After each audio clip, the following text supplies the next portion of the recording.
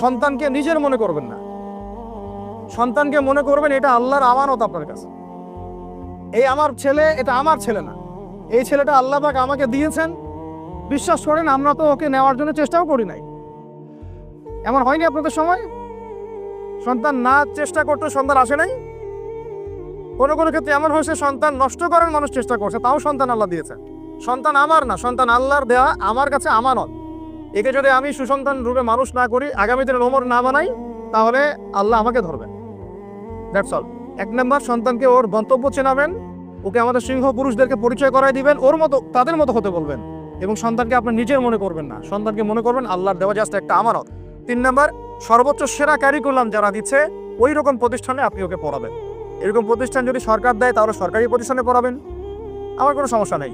যদি না দেয় তাহলে বেসরকারি, আর যদি বেসরকারিও না থাকে তাহলে আমরা গড়ে তুলবো ইনশাআল্লাহ।